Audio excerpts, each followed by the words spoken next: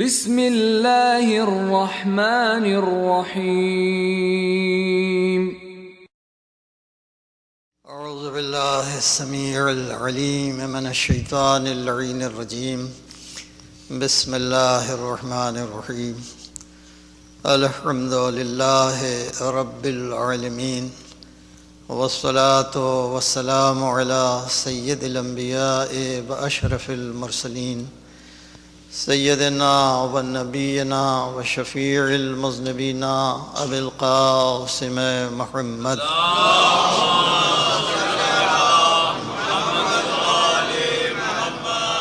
وعلى اہل بیتہ الطیبین الطاہرین الغر المیامین المعصومین الذین اذهب اللہ عنہم الرجس وطہرہم تطہیرا.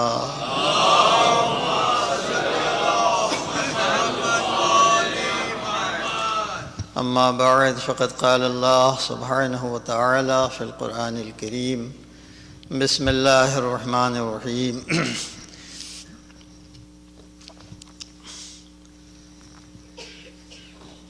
ایک صلوات بھیج دینا.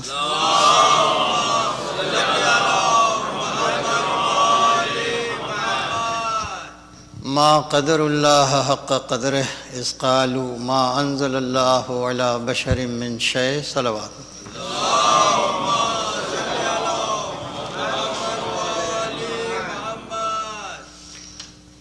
آپ حضرات سے گزارش ہے کہ سورہ حمد اور سورہ اخلاص کی تلاوت فرما کے فیملیز کے ممبران ارواح کو اصال فرما دیں برائے کاظمی فیملی اور واصف تقوی فیملی کے لیے. اللہم صلی علی محمد.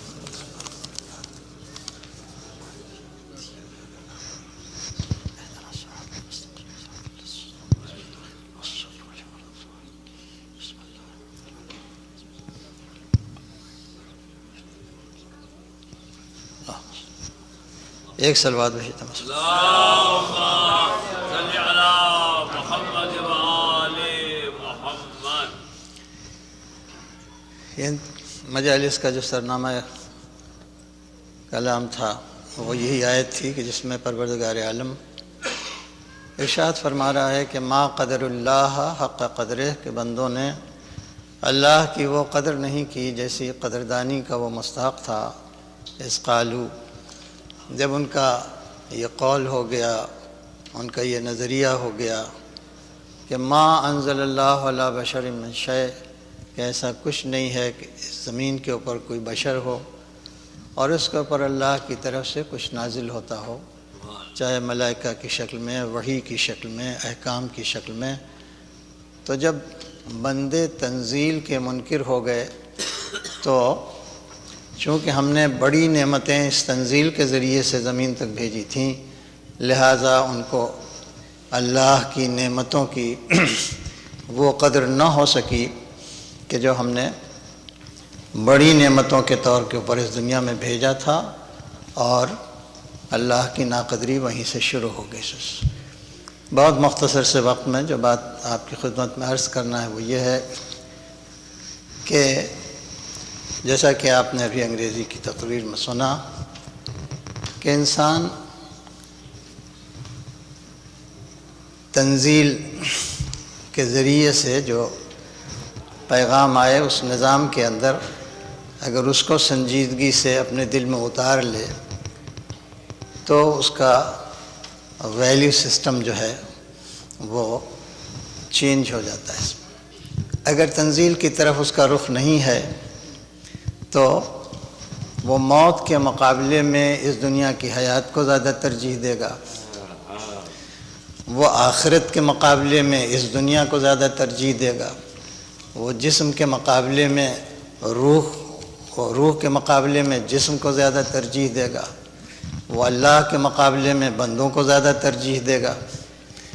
لہذا پروردگار عالم نے کہا کہ جو لوگ نظام تنزیل کے قائل ہیں، ان کے عقیدے میں نظام تنزیل ہے، وہی لوگ ہماری قدر کر رہے ہیں، اس لیے کہ ہم نے وہ نعمتیں تنزیل کے ذریعے سے بھیجی ہیں کہ جو اس فانی دنیا سے اٹھا کے اور ایک ایسی دائمی زندگی میں، ابدی زندگی میں پہنچانے کی پوری صلاحیت اور پورا ملکہ جو نعمتیں رکھتی ہیں وہ ہم نے تنزیل کے ذریعے اس دنیا میں بھیجی ہیں سر۔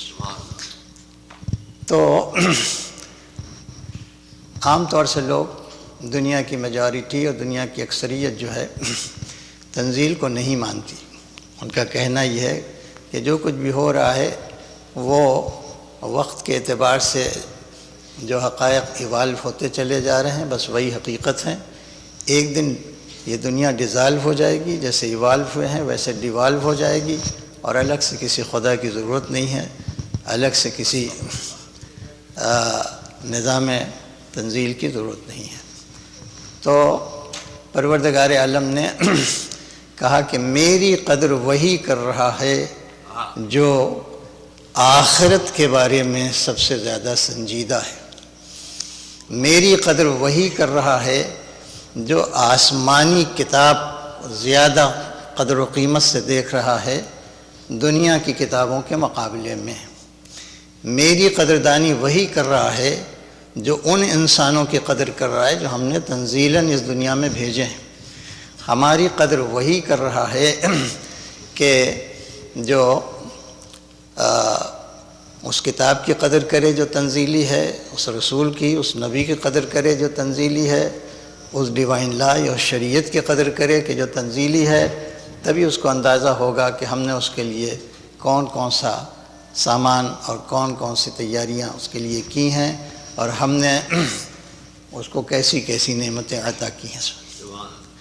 اب ظاہر یہ ہے کہ اس دنیا میں آنے کے بعد سب سے بڑا مسئلہ جو انسان کے سامنے ہوتا ہے وہ یہ ہے کہ بہت سے مذاہب ہیں کہ جو حق کی طرف دعوت دینے کا دعویٰ کرتے ہیں، تو کس مذہب کو چنا جائے، کس کتاب کو چنا جائے، اور کس انسان کو واقعی ہادی مان کے اسے اختیار کر لیا جائے، یہ ایک بہت بڑا مسئلہ ہے۔ لہٰذا نظام تنزیل میں اگر آپ دیکھیں تو جب تک کہ اس راستے کو کہ جو راستہ واقعاً اللہ تک نہیں لے جاتا اس کو پن پوائنٹ نہیں کر دیا جاتا، اس وقت تک ہدایت تمام نہیں ہوتی۔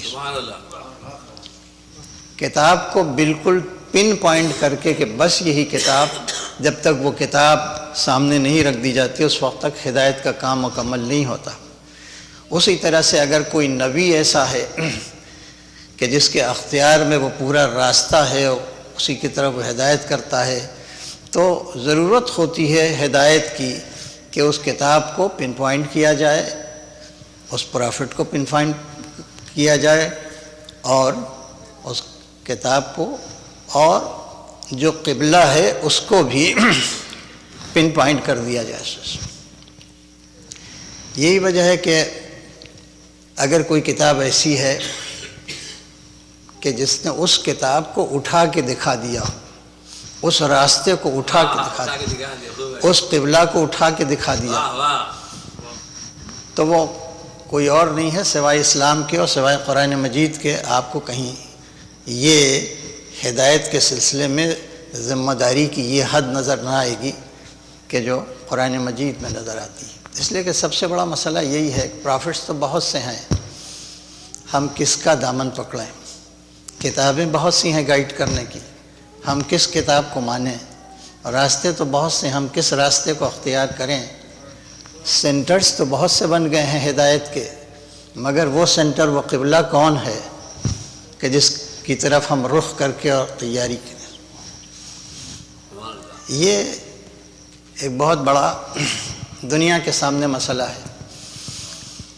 اسی لیے پروردگار عالم نے آخرت کے بارے میں بنی اسرائیل، سورہ بنی اسرائیل میں ایک آیت کی کہ اس دنیا میں من اراد الآخرہ، جس نے اپنا ٹارگٹ، اپنا گول، اپنا ہدف، اپنا نشانہ آخرت کو بنا لیا، وَسَعَى لَهَا سَعْيَهَا، اور پھر اس کے بعد ویسی سعی کی جیسی سعی کرنا چاہیے۔ اور عام طور سے لوگوں کا ٹارگٹ یہی دنیا ہوتی ہے۔ ابھی آپ نے نہایت عمدہ تقریر سنی انگریزی میں کہ عام طور سے اس دنیا کو اچیو کرنے کی، اسی دنیا کو ٹارگٹ بنا کے اسی کی نعمتوں کو اچیو کرنے کی طرف انسان بڑھتا ہے. اکثریت عام انسانوں سے لے کے مومنین تک یہی بات پائی جاتی ہے کہ کسی طرح سے یہاں کی دولت، یہاں کی شہرت، یہاں کی عزت، یہاں کی عافیت، یہاں کی صحت، یہاں کا حسن، یہی سب ہم کو مل جائے سب. اور آخرت کی طرف سے انسان جو ہے وہ بہت زیادہ غفلت کا شکار ہو جاتا ہے، سیریس نہیں رہتا، ارادہ نہیں بناتا، اس کو اپنا نشانہ یا اپنا ٹارگٹ نہیں بناتا. اور جب ٹارگٹ ہی نہیں بناتا تو صحیح اس کے لیے کیا کرے گا. تو پروردگار عالم من اراد الآخرہ، جس نے بھی آخرت کا ارادہ کیا، وسعی لہا سعیہا، اور جیسی صحیح کرنی چاہیے تھی ویسی صحیح بھی کی، تو اولئک، ایسے تمام لوگ، کان سعیہم مشکورا، ہم مشیت کہہ رہے کہ ہم آخرت میں ان کی صحیح کا خود شکریہ ادا کریں گے. ایک صلوات بھیج دوں.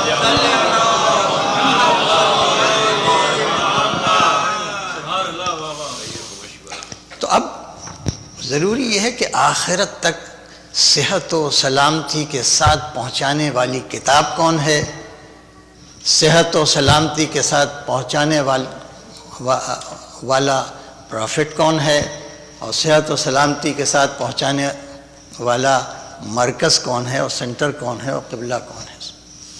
لہذا تمام شکوک اور ڈاؤٹ سے بالکل نکال کے ایک کتاب کی ضرورت ہے کہ اس کو پن پوائنٹ کیا جائے کہ بس یہی کتاب. ایک پرافٹ کو پن پوائنٹ کیا جائے کہ بس یہی پرافٹ. ایک راستے کو پن پوائنٹ کیا جائے کہ بس یہی راستہ. ایک قبلے کو پن پوائنٹ کیا جائے کہ بس یہی راستہ. اگر میں اپنی بات آپ تک پہنچا چکا ہوں، میں زیادہ وقت نہیں لینا چاہتا. تو پروردگار عالم نے یہ ہدایت کا فریضہ جو ہے ایک لفظ سے ادا کیا. قرآن مجید پن پوائنٹ کے لیے جو عربی میں لفظ استعمال ہوتا ہے اسی کو استعمال کیا ہے. آپ جانتے ہیں کہ اگر بہت سی کتابیں ہوں اور ہمیں سمجھ میں نہیں آ رہا ہے کہ کون سی کتاب ہم اٹھائیں جو سب سے زیادہ فائدہ مند ہو، تو کیا کیا جاتا ہے کہ وہ جو واقعی سب سے زیادہ مفید کتاب ہے اس کو ہاتھ میں اٹھا کے کہا جاتا ہاذا. یہ ایک لفظ ہے ہاذا. ہاذا اسی کے لیے استعمال ہوتا ہے جہاں پر کوئی فیکٹ جو ہو بالکل کیٹیگوریکلی فائنل ہو اور اس میں کسی شک کی ضرورت نہ ہو، تو لفظ ہاذا سے قرآن کام لیتا ہے.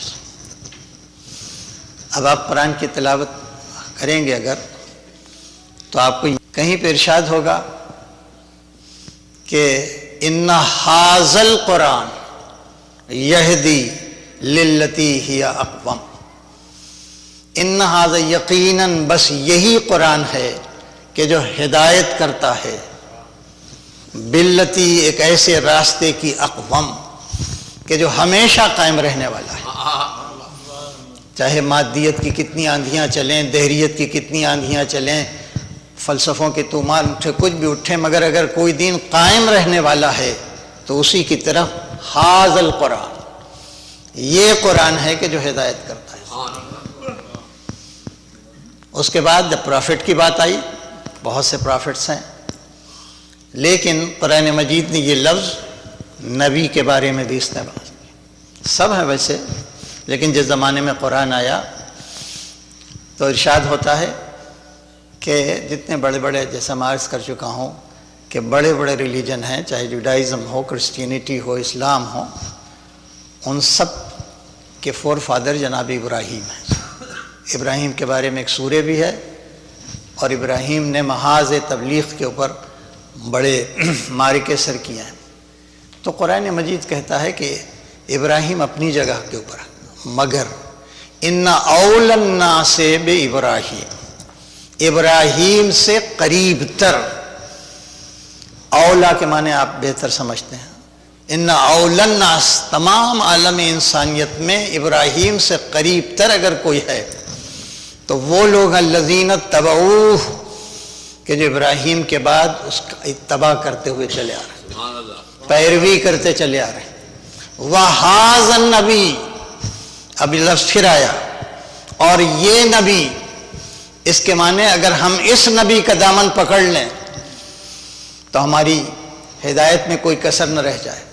تو ہم نے ایک نبی کے بارے میں دیکھا لفظ ھذا استعمال ہوا، ہم نے کتاب کے بارے میں دیکھا لفظ ھذا استعمال ہوا، اب ایک مرکز کے بارے میں قرآن مجید کہہ رہا ہے فَلْيَعْبُدُوا رَبَّ هَذَا الْبَيْتِ، تو لوگوں کو چاہیے کہ تمام طرف سے رخ موڑ کے اس پر مرکوز کر دیں، اس لیے کہ ھذا البیت، یہی وہ بیت ہے کہ جو بیت ہدایت ہے۔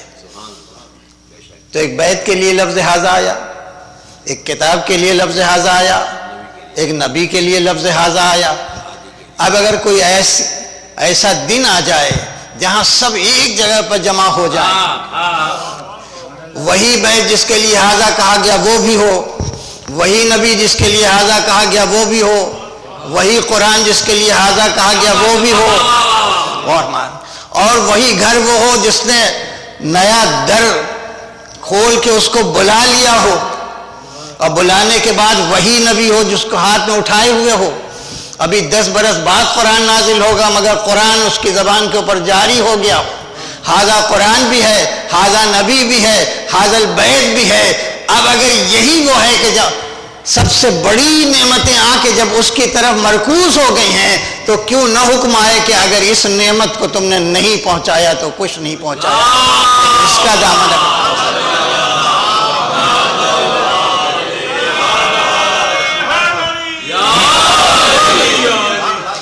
یہی کہا کہ من کنت مولا فہذا للمولا، اس کے معنی جس نے اس ولایت کا دامن پکڑ لیا اسے قبلہ بھی مل گیا، اسے کتاب بھی مل گئی، اسے نبی بھی مل گیا، اسے ہدایت بھی مل گئی۔ ایک صلوات بھیجے محمد۔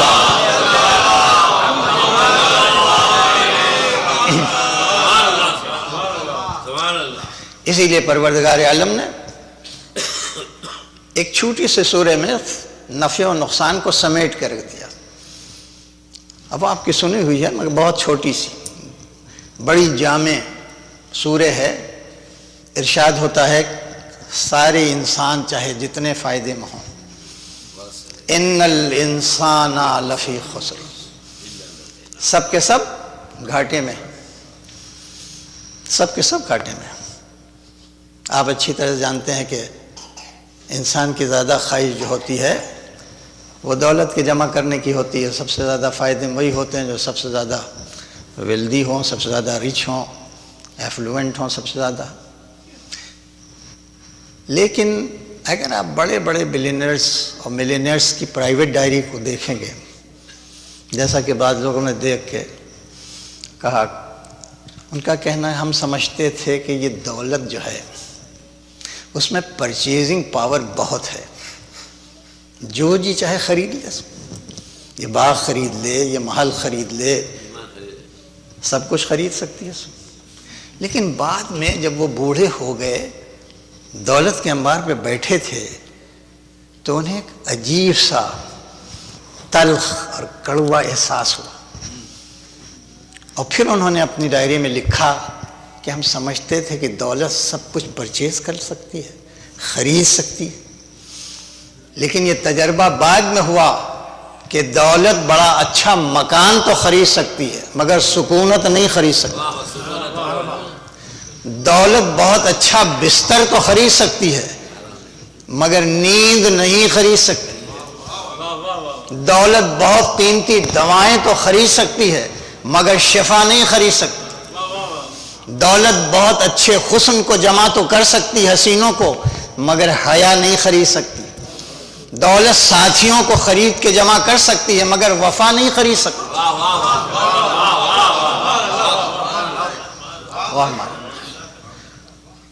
تو انہوں نے کہا کہ ہمیں یہ معلوم نہیں تھا کہ اس کی پرچیزنگ پاور میں نیند کو خریدنا نہیں ہے، حیا نہیں خرید سکتی، وفا نہیں خرید سکتی، لہذا انہوں نے گویا اپنے تجربے کو دے دیا کہ جو بھی دولت کے پیچھے بالآخر خسارے پہ جا کے تمام ہوا، ان الانسان لفی خسر.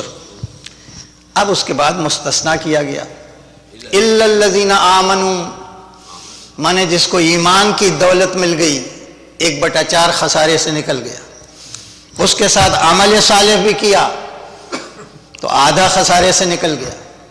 تواصوا بالحق، جس نے حق کی وصیت کی 3/4 نکل گیا خسارے سے. اور تواصوا بالصبر، اور صبر کی وصیت کی تو پورا خسارے سے نکل گیا. لیکن اس سورے میں او نہیں ہے، یا نہیں، اور آر نہیں ہے، بلکہ اینڈ ہے. یعنی جب تک چاروں باتیں جمع نہ ہو جائیں اس وقت تک پورا خسارے سے نکل نہیں سکتا. تو ایمان کی بات سمجھ میں آتی ہے، عمل صالح کی بات تو سمجھ میں آتی ہے، لیکن تواصوا بالحق کے معنی کیا ہے، تواصوا بالصبر کے معنی کیا ہے؟ بہت زیادہ وقت نہیں ہے، لیکن آپ اچھی طرح سمجھ جاتے ہیں کہ حق اصل میں ایک اصول کا نام ہے، صبر اصل میں ایک صفت کا نام ہے. تو کبھی کبھی اصول پر عمل کرتے کرتے کرتے ایک شخص اتنا قریب ہو جاتا ہے اس اصول سے کہ وہ اصول اس کی ذات میں مشخص ہو جاتا ہے. غور فرمائیں، ایک اصول کو پر اتنا عمل کیا کہ وہ اصول جو ہے وہ پرسانیفائی ہو گیا اسی کی شخصیت میں، مجسم ہو گیا اس کی ذات میں. اسی طرح سے صبر اتنا کیا کہ صبر جو ہے وہ مشخص ہو گیا، مجسم ہو گیا اس کی ذات میں. تو یہ تواصوا بالحق جو ہے اس کے حجاب میں ایک شخصیت دکھائی دیتی ہے. اتنا حق سے قریب ہوا کہ رسول جیسے سچے انسان کی زبان نے یہ نہیں کہا پروردگار حق کو ادھر علی کو ادھر موڑ دے جدھر حق کو موڑ رہا ہے، بلکہ یہ کہا کہ حق کو ادھر موڑ دے جدھر علی. سلوات بھیج دیں.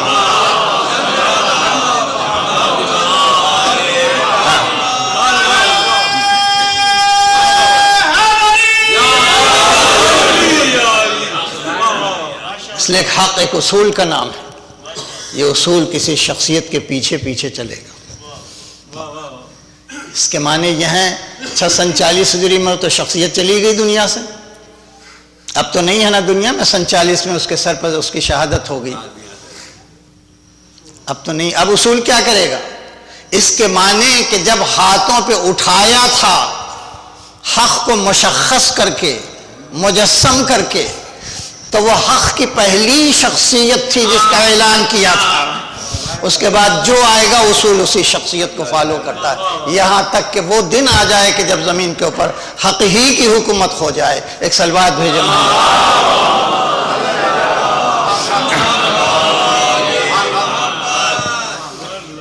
اسی طرح سے کہا تواصوا بالصبر. اب کوئی شخصیت ایسی ہے جس میں صبر جو ہے وہ مجسم ہو گیا ہے، اس کے پردے میں بھی ایک شخصیت نظر آتی ہے خدا. تو اس کے معنی یہ ہیں کہ خدا نے اپنی کتاب میں تحریری ضمانت لے لی ہے کہ وہ قوم کے جس کے پاس ایمان ہو، وہ قوم کے جس کے پاس عمل صالح ہو، اور وہ قوم کہ جو علی کے فضائل بیان کرتی ہو اور جو حسین کے مصائب بیان کرتی ہو، ہم اسے خسارے سے نکال لیں گے. ایک سلوات بھیجو محمد.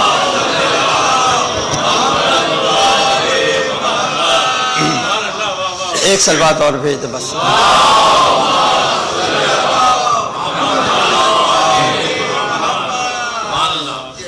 بس علی ابن ابی طالب کی فضیلتوں کا انبار، اور ویسی ہی ان سارے فضائل سے عداوت، اس کا بھی تاریخ انبار جگہ پر کیسی عداوتوں کے کیسے راستے نکالے لوگوں نے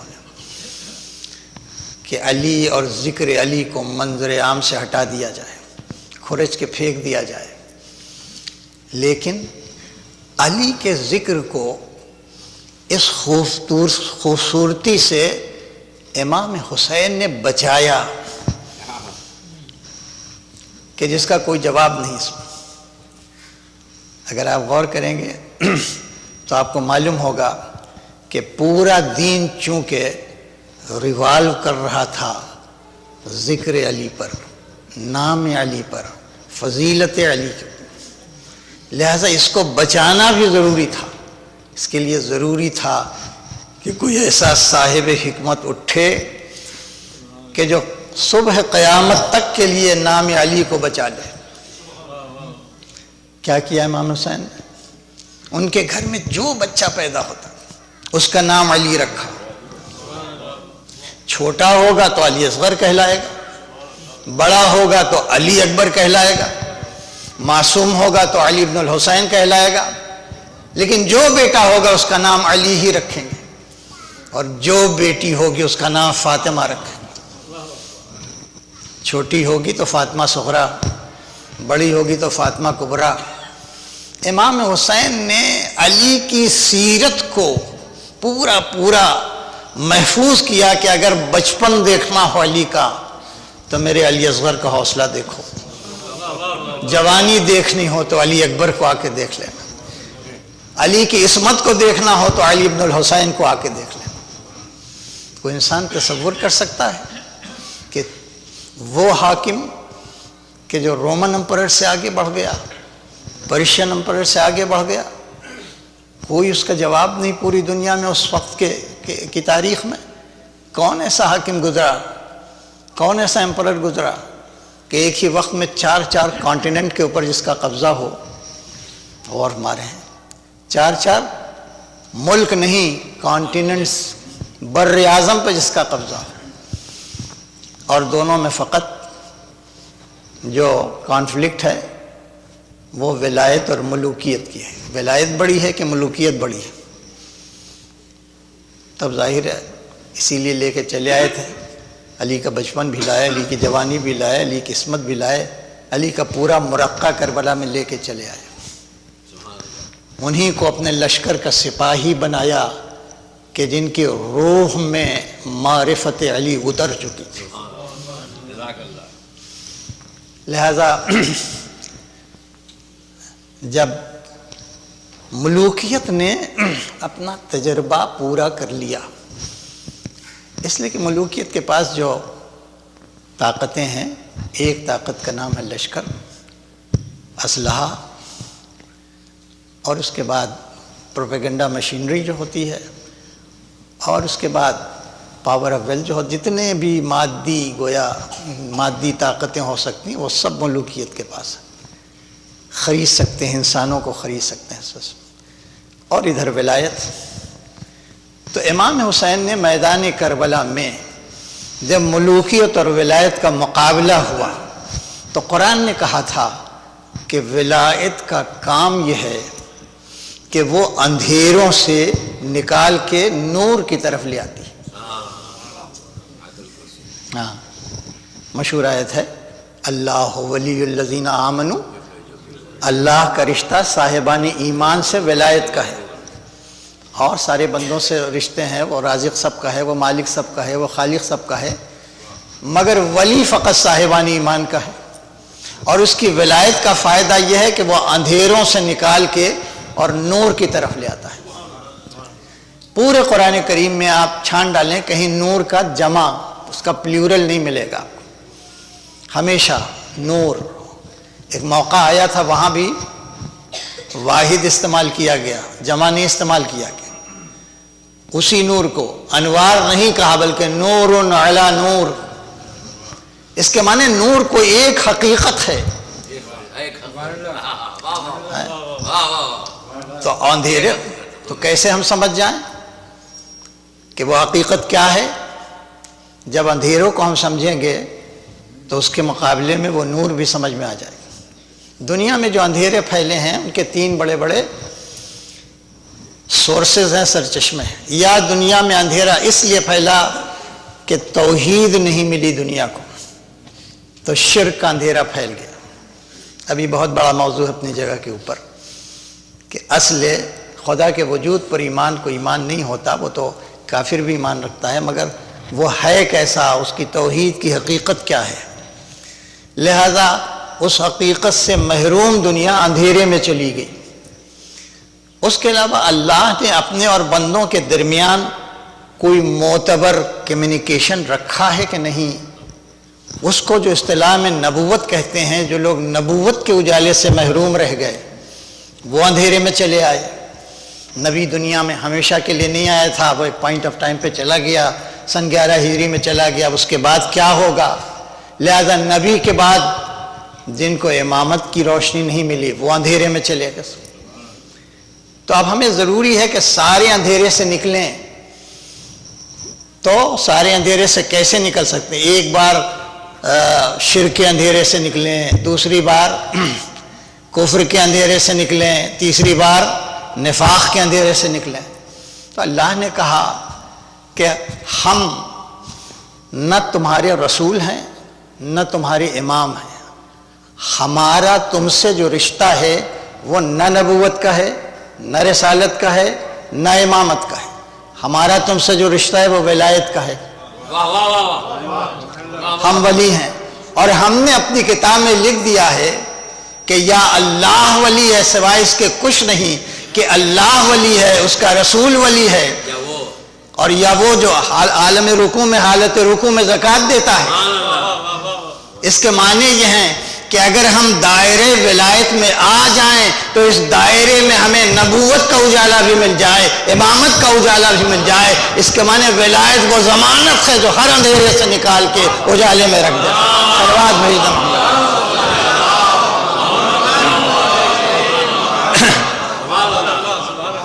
اسی لیے اس نعمت کو سب سے بڑی نعمت، جہاں ساری نعمتیں تمام ہو گئی، اب وہ میدان آ گیا، ملوکیت آ گئی، کیا کر لو گے ہمارا؟ ہم تمہارے جسموں سے تمہارے سر الگ کر دیں گے، ہم تمہارے اعضاء قطع کر دیں گے، ہم بازو کاٹ دیں گے، ہم تمہارے جسموں کو تیروں سے چھلنی کر دیں گے، ہم تمہیں پیاسا رکھیں گے۔ دیکھیں تمہاری ہمت کھڑے ہونے کی کب تک ہوتی ہے۔ جتنا اب ظاہر ہے کہ اس مقام کے اوپر ایک ایسے صابر کی ضرورت ہے جو ملوکیت کے ہر اسلحے کا زخم برداشت کر لے، لیکن ولایت کے وظیفے سے ذرہ برابر ہٹے نہیں۔ ایک طرف ولایت ہے، ایک طرف ملوکیت ہے۔ ملوکیت آ گئی اپنے لشکر کے ساتھ۔ آپ جانتے ہیں کہ سیرین لشکر وہی کربلا موجود ہے، رومن آرمی وہی کربلا میں موجود ہے۔ وہ تو مورخ کہتا ہے کہ تانتا جو تھا فوجوں کا وہ رکا نہیں، لیکن کم سے کم 30,000 کے مقابلے میں 72 یا 110 جو بھی ہوں، ایک بڑی اقلیت ہے کہ جو اکثریت کے مقابلے میں۔ اور انہوں نے کہہ دیا کہ ہم تمہیں بالکل کرش کر دیں گے، تمہاری لاشوں کو پامال کر دیں گے، تمہیں پیاسا رکھیں گے۔ لیکن اللہ نے حسین کا انتخاب، کہا کہ تم ہمارے صبر کا مقابلہ، اس کی طاقت کا مقابلہ کیا کرو گے؟ ارے پہلے 6 مہینے کے بچے کا مقابلہ کر لو۔ یہ کوئی افسانہ نہیں ہے۔ امام حسین بائی ایکسیڈنٹ ایسا نہیں کہ علی اصغر کو میدان میں لے کے چلے آئے۔ آپ رخصتی اٹھا کے دیکھیں تو آپ کو ملے گا کہ 6 مہینے کا بچہ جو ہے یہ اپنی ایک بہن سے بہت ہلا ہوا تھا، چھوڑ نہیں رہا تھا۔ کیوں؟ اس لیے کہ اس بہن کی شکل و صورت خاتون جنت سے بہت ملتی تھی۔ اسی لیے حسین کربلا میں نہیں لائے، جانتے تھے کہ سر سے چادر چھینی جائے گی، لہٰذا وہ گڑگڑاتی رہی، ہاتھ جوڑتی رہی، لیکن نہیں لے گئے، یہی کہہ کہ بیٹا تمہاری شکل فاطمہ زہرا سے بہت مشابہ، ہم اس کی شبیہ کو کوفہ و شام کے بازار میں بے ردا نہیں دیکھتے۔ تو اس بہن سے بہت کھلا ہوا تھا بچہ علی اصغر، اور چھوڑ نہیں رہا تھا۔ لوگ خود میں حد یہ ہے کہ لکھا یہ کہ ماں آئی، رباب آئی، انہوں نے کہا کہ مجھے یہ بچہ دے دو۔ آپ وہیں سے سمجھ سکتے ہیں کہ ماں کا مرتبہ زیادہ ہے یا وہ کہ جو رسالت کی ماں ہو۔ اتنا کم سے کم 2 مہینے کا تھا، 2 مہینے میں جس کے سینے میں اتنی معرفت ہو کہ وہ اپنی ماں پر اس شکل و شبیہ کو ترجیح دینے کا، اور لوگ آئے، یہ روایت ہے، کسی کے کہنے سے گود میں نہیں آیا، ماں آئی اور دوسرے لوگ آئے، یہاں تک کہ جب بار بار یہ نہیں آتا تو خود فاطمہ صغریٰ نے کہا کہ جب یہ بچہ نہیں جانا چاہتا تو ہم سے کیوں زبردستی چھین؟ آپ سب جا رہے ہیں، ہم جا بھی نہیں رہے ہیں، تو لہذا ہماری تسلی کے لیے اس کو چھوڑ دیجیے۔ مگر چونکہ ایک بہت بڑا مشن تھا کہ جو دامن پکڑے ہوئے تھا علی اصغر کا، ایک بڑی ضرورت تھی کہ جو مجبور کر رہی تھی اس بچے، لہذا لکھا ہے کہ جب سب جا رہے تھے تو ایک بار حسین خود آئے بحیثیت امام کے، اور بحیثیت امام کے جب انہوں نے کہا اے بیٹا کیا اپنے باپ کے ساتھ اپنے نانا کی امت کی بخشش کے لیے نہ چلو گے؟ تو اب ہمک کے بیٹا چلا۔ اب بہن دیکھتی رہ گئی کہ بابا میں آپ سے اپنے بھائی کو واپس نہیں لوں، مگر اتنا بتا دیجئے کہ آپ نے کہا کیا۔ لے کے آئے، اب میدان کربلا کے واقعات سب آپ سامنے ہیں کہ کس طرح سے لائے ہیں اس بچے کو حسین۔ ایک آواز بلند کی، حل من ناصر ینصرنا، کیا میرے سارے ناصر ختم ہو گئے یا کوئی بچا ہوا ہے؟ بخیمے سے آواز اٹھی اور گئے، اور جانے کے بعد ماں سے یہ وعدہ کر کے آئے کہ صاحبان اولاد ہیں، اتنے چھوٹے بچے پر رحم آ جائے گا، لاؤ مجھے دے دو، پانی پلا دو۔ لیکن جب آئے ہیں اور اس کے بعد اس بچے پیاس کا ذکر کیا ہے، اور یہاں تک بات پہنچ گئی کہ اگر تمہیں اس بات کا شک ہو کہ میں تم سے تمہارے ہاتھ سے کوزہ لے لوں گا اور پی جاؤں گا، تو میں اسے زمین پہ جلتی ہوئی ریت پہ لٹا دیتا ہوں سب۔ لیکن جب بہت دیر تک زمین پہ رکھے رہے، خود اٹھا لیا امام حسین نے، اور یہ کہا کہ بیٹا شاید میری بات کا اعتبار نہیں کر رہے ہیں، تو تم اپنی ننھی سی زبان اپنے سوکھے ہوئے ہونٹ پر ان کی طرف رخ کر کے، تاکہ سب کو بس یہ منظر وہ تھا کہ جو پسر سعد جو کمانڈر تھا اس کے ہاتھ سے گویا لشکر اب جان ہی چاہ رہا تھا، کہ جیسے یہ منظر دیکھا لشکر نے فرات کی طرف دوڑنے لگے کچھ لوگ مشکیزہ لے کے، پر پسر سعد کہا کہ اب یہ تو آؤٹ آف کنٹرول ہے، اب ان کو کیسے کرنا؟ ویسی آواز دی، اینا حرملہ، حرملہ کہاں ہے؟ لیکن اس کی بھی ہمت نہیں ہو کہ کہہ دے کہ اس بچے کو نشانہ بنا، بلکہ کیا کہا؟ اخطا کلام الحسین، کلام حسین کو قطع کر۔ ایک بار جب حرملہ نے تیر اٹھایا، اٹھانے کے بعد ایک بار نشانہ لیا تو اس کا ہاتھ کانپ رہا تھا۔ اس کے ساتھی نے کہا اتنا بڑا تیر انداز اور اس وقت اس کا ہاتھ کانپ رہا ہے۔ کہا میرا ہاتھ نہ کانپتا، مگر میرا دل کہہ رہا ہے کہ اس کی ماں ضرور پس پردہ کسے دیکھ رہی ہوگی۔ اور اسی اثنا میں اس نے جو نشانہ لیا، وہ نشانہ، اس نشانے نے کیا کیا کہ ماں کی وصیت جو کان میں کی تھی، اے بیٹا اگر تیر آئے تو دیکھو باپ کے جسم پر نہ لگنے دینا، خمک کے تیر خود لے لینا۔ اس وقت کا منظر دیکھنے کا منظر ہے کہ جیسے تیر لگا، اس تیر کے لگنے سے بجائے اس کے کہ چیخ کے بچہ روتا، اس کے پورے چہرے پر وہ اطمینان دوڑ گیا، جیسے بچہ بڑی کامیابی پا کے اب مسکرانا چاہتا ہو۔ کہا کہ جب میرے 6 مہینے بچے کے صبر کا جواب نہیں لا سکے تو تم میرا جواب کیا لاؤ گے؟ ایک علی کی اور ضرورت تھی کہ جو اس سے زیادہ نازک وقت کے اوپر کام آئے، اس لیے کہ یہاں تو یزید کی فوجیں تھیں، لیکن وہ دارالسلطنت تھا، کیپٹل تھا، وہاں پر جا کے مقصد حسینی کو ہمیشہ کے لیے زندہ کرنا کوئی معمولی بات نہیں تھی۔ مگر وہ یہ سمجھ رہے تھے کہ جسموں کو قید کر لیں گے اگر، تو شاید روحیں بھی قید ہو جائیں، امام کو قید کر لیں گے اگر تو شاید امامت بھی قید ہو جائے۔ انہیں یہ معلوم نہیں تھا کہ جسم قید ہو سکتے ہیں، لیکن جسم کے اندر جو نور ہے وہ قید نہیں ہو سکتا۔ امام قید کیا جا سکتا ہے، امامت کو قید نہیں کیا جا سکتا۔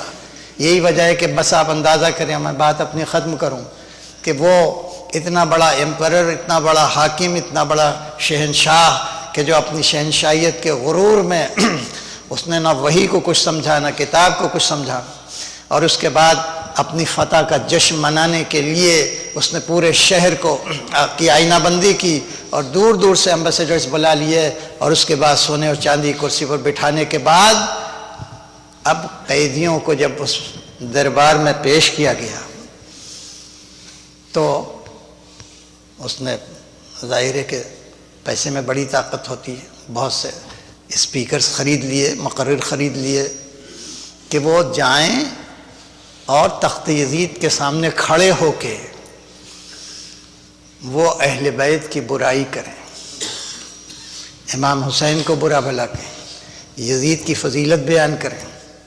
2-4 اسپیکر گزرے ہو گئے کہ ایک بار ایک قیدی اپنی زنجیروں کو سنبھال کے کھڑا ہو گیا، لوگ کرسی سے دیکھ رہے ہیں، کہہ رہے یہ قیدی ہے، یہ کھڑا ہو گیا، اور وہ کہہ رہا ہے یزید کیا ہمیں بھی اجازت ہے کہ ہم اپنے بارے میں کچھ کہہ سکیں؟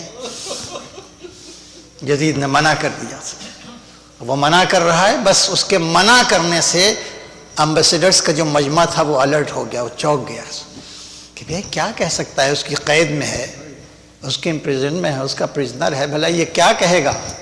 لہذا جیسے یزید انکار کر رہا ہے ویسے دربار سے اب اصرار بڑھا، نہیں اسے کچھ کہہ لینے دو، اسے کچھ کہہ لینے دو، اسے کچھ کہہ لینے دو۔ اب یزید مجبور ہو گیا، جب مجبور ہو گیا تو اس نے جگہ دی، اس نے اجازت دی۔ اب یہ امام کی حکمت ہے کہ ایک بڑی قیمتی تقریر کرنا ہے، غیر کے مجمع میں کرنا ہے، دشمن کے دربار میں کرنا ہے۔ یہیں سے معلوم ہوتا ہے کہ امامت ایک ایسے علم کا نام ہے جو یہاں سے پڑھ کے عالم نہیں ہوتا، وہاں سے عالم بن کے آتا ہے۔ ارے تعارف کرانا تھا تو کرا دیتے، میں اسی حسین کا بیٹا ہوں جس کا سر رکھا ہوا ہے سامنے۔ لیکن آپ دیکھیں خطبے کو اٹھا کے جب کھڑے ہوئے اور لوگ اب سن رہے ہیں کہ یہ قیدی کیا کہے گا، فرمایا انا ابن مکہ والمنا، یہ انداز آپ کو اور کہیں نہیں ملے گا، میں مکہ کا فرزند ہوں، میں منا کا فرزند ہوں۔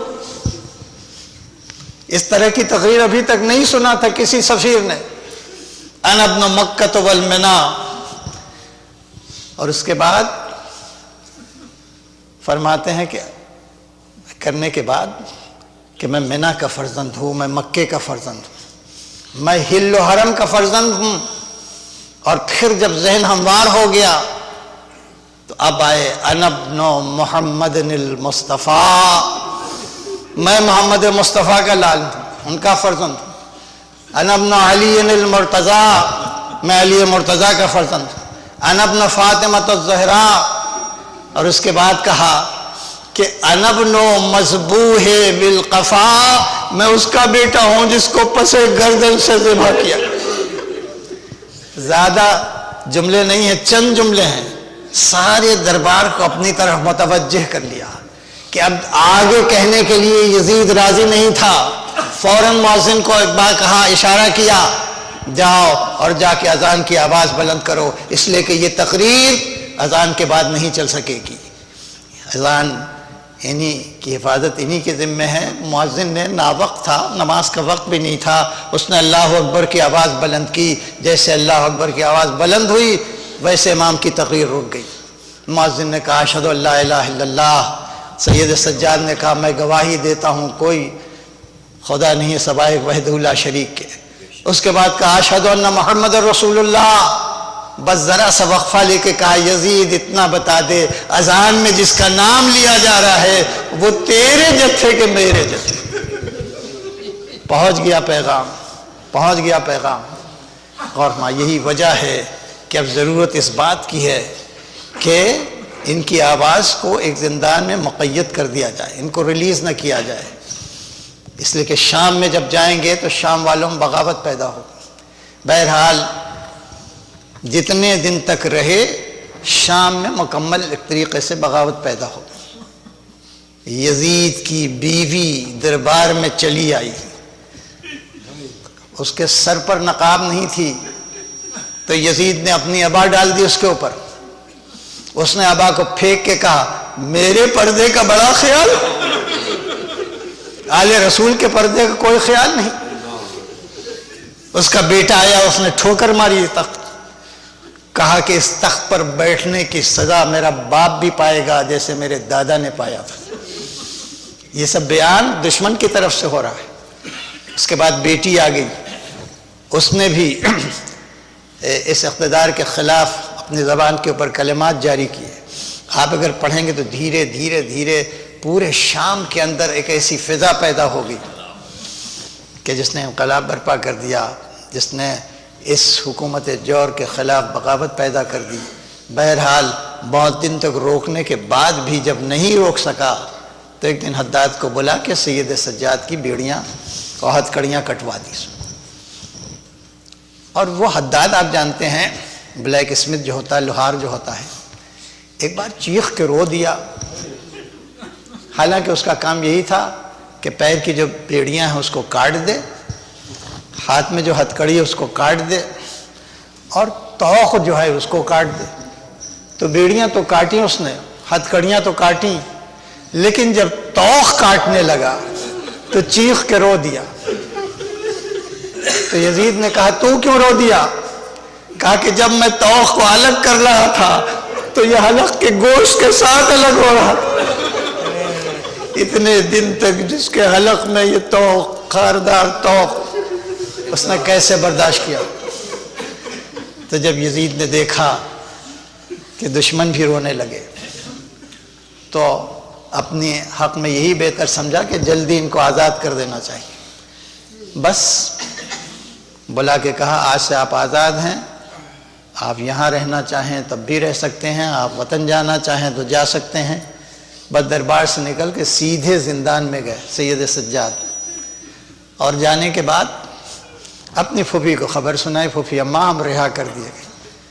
جناب زینب نے کہا اے بیٹا یہ یزید کے رحم و کرم کا نتیجہ نہیں ہے جو اس نے تمہیں رہا کر دیا، یہ ہماری حقانیت کا نتیجہ ہے. تو ہم جائیں گے تو ضرور مدینے کربلا ہوتے ہوئے، مگر جب تک شام والوں کو اس حقانیت کا پتہ نہ دے دیں، اس کا تعارف نہ کرا دیں، سو نہ جائیں گے. اب زینب ایک حاکمہ کی طرح سے اٹھی اور کہنے لگیں جو میں حکم دوں اس کی تعمیل ہونی چاہیے. اپنے محل میں ایک جگہ خالی کرو، اس پہ ایک فرش بچھاؤ، شام میں منادی کو دوڑاؤ کہ حسین کی بہن کچھ کہنے والی ہیں، مجھے تفصیل سے عرض نہیں کرنا ہے، بھائی اتنا کہہ کے کہ دنیا کا کوئی ذاکر زینب کی برابری نہیں کر سکتا، اس لیے کہ زینب نے اپنی آنکھوں سے کربلا کو دیکھا ہے. اور جس کا لہجہ علی ہو اس سے زیادہ بہتر ذاکر کون ہوگا. بھائی تہی لکھا ہے 1-2 دن نہیں 7 دن مجلس برپا کی، اور اس میں گریے کا عالم یہ تھا کہ وہ گریہ چھتوں سے ٹکرا رہا تھا. واہ حسینہ کی آواز بلند ہو گئی یزید کے محل میں، اس سے بڑی فتح کیا ہو سکتی ہے. اور اس کے بعد جب مدینے کی طرف واپس ہو گئے تو اب سید سجاد کا فقط 2 کام ہے. ایک اپنے ماننے والوں کو فرش عزا کی قیمت بتانا، اور دوسرے حسین پر گریے کی قیمت بتانا. 38 برس گزر گئے، سید سجاد نے یہی کام کیا. کسی نے اگر تقریب میں، خوشی کی تقریب میں دعوت دی تو کہا اب کربلا کے بعد کسی خوشی کی تقریب میں جانے کا دل نہیں کرتا. اگر تو ہمیں بلانا ہی چاہتا ہے تو ایسا کر جہاں تیری تقریب ہو رہی ہے وہی ایک فرش عزا بھی بچھا دے، ہم اس فرش عزا میں آ جائیں گے. اور اس کے بعد اس نے ایک مرثیہ اس کو بلایا، اور بلانے کے بعد حسین پر مرثیہ پڑھا، وہاں بھی گریہ ہونے لگا. لیکن جو بانی مجلس تھا اس کو سید سجاد نہیں دکھائی دیے، ادھر ادھر دیکھ رہا تھا. ایک بار نظر ٹھہری تو کہاں ٹھہری کہ جہاں مومنین کے جوتے رکھے ہوئے ہیں وہاں پہ سید سجاد بیٹھے ہوئے ہیں. دوڑ کے آیا، کہا یہ آپ کی جگہ نہیں ہے مولا، آپ کی جگہ فرش مجلس ہے. کہا کہ جو میں دیکھ رہا ہوں تم نہیں دیکھ.